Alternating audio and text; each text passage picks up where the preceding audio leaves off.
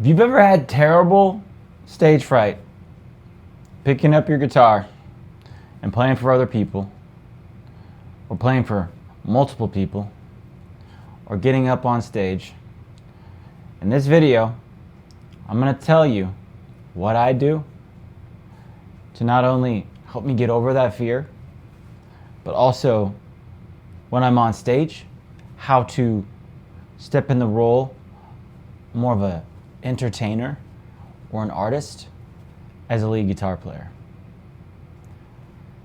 So, if you didn't already know this, playing guitar in front of people is a different thing than playing guitar by yourself. And I know this because I'm an introvert and I had to go through a whole process of becoming an extrovert.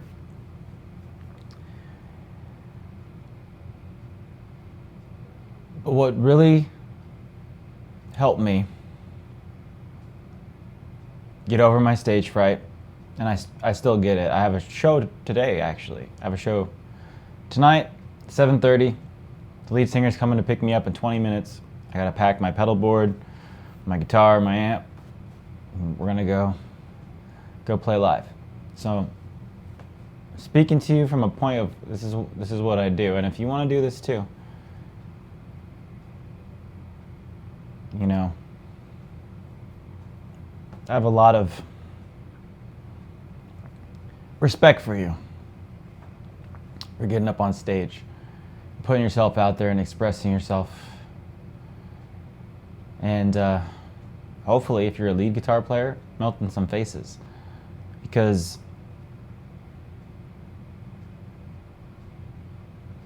it's a beautiful thing to be appreciated for what you love. And if you love music, being appreciated for that. And I know this is a bit of a tangent, but it is so hard. The music industry is really hard. So you have that piece, and then you finally get the show, the opportunity, and then butterflies come or whatever, and it usually fades a little while, but I'm going to help you with that. I'm going to sort of tell you what I do. So when I pick up when I'm on stage, not when I pick up my guitar, when I'm on stage, or I'm playing in front of people, I surrender. And I don't surrender all the time. If I don't surrender, then my performance isn't as good as it could be. But I notice when I surrender and just trust, when I say that, I mean I trust in myself, because I've done all the practice, I've done all the reps.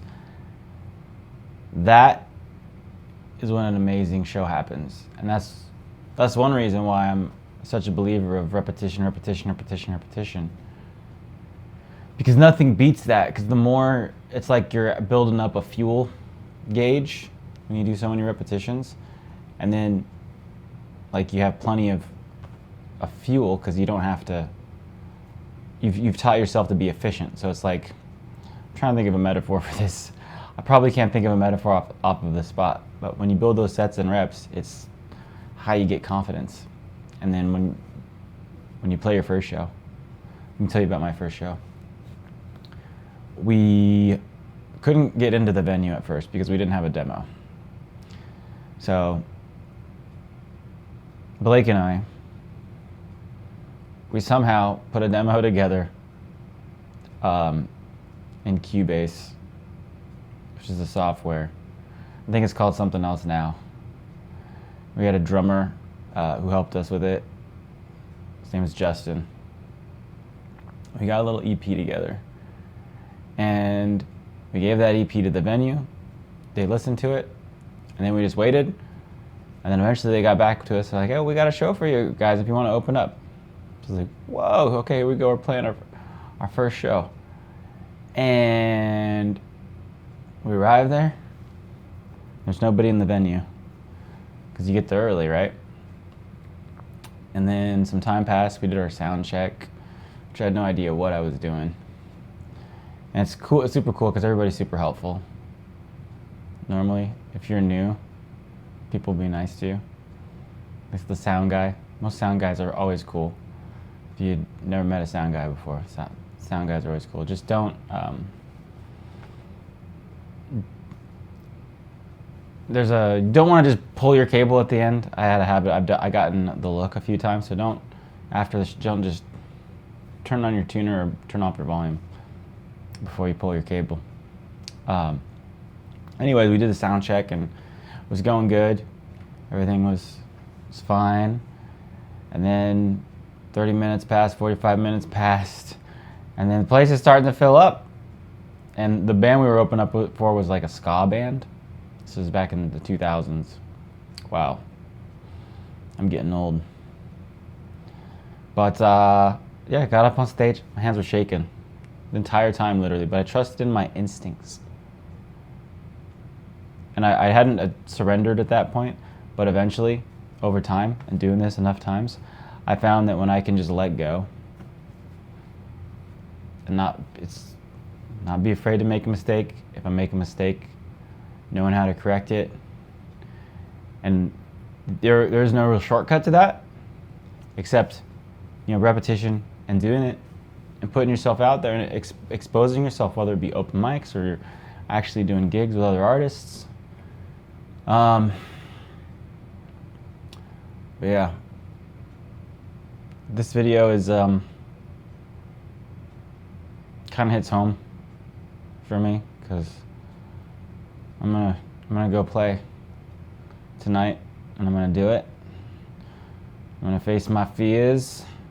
There's one solo I'm a little bit worried about, so I'm just gonna simplify it. And that's the thing too, if I make mistakes, as long as I don't look like I make a mistake, most people aren't gonna know. Anyways, they're there to see a show, and I don't ever forget that. You're a hero. People are coming to see a hero. They don't want an eyesore that just stands on stage. So I'm gonna give you another pro tip about what I do that makes me look, or where I've got compliments, is you want to be an entertainer, right? So I watched this video on Facebook, and I found it very helpful. And basically, the guy in the video said, if you want to look cool playing guitar on stage, just make faces. Or no, he didn't say that. He didn't say make face. He said pretend like you're in pain. Because I felt like weird making faces. I was like, well, okay, I've seen my favorite players, they're making faces, but what? So I just try, and this goes back to the surrender thing. I just try to feel the emotion and the pain of the music. Maybe it's not pain, maybe it's joy, but usually it's, I don't know, emotion, I guess. But pretending like you're in pain, and it seems to resonate, because that way I'm like, and that helps. For some reason, it just works. That way I don't feel fit. I just have to imagine I'm in pain. Because I feel it within me, and I have had a hard time expressing it. Maybe, I don't know what it is, but I was too focused. So I had to learn to surrender and feel the pain. Maybe I just have a high tolerance, but when I bend the strings, it doesn't really hurt my fingers anymore. I mean, maybe it hurts a little bit, but now especially when I'm taking my solos, because you don't just want to be an eyesore, so you gotta make faces. I guess you could say look angry, depending on the song and the situation. But yeah, that's basically it. And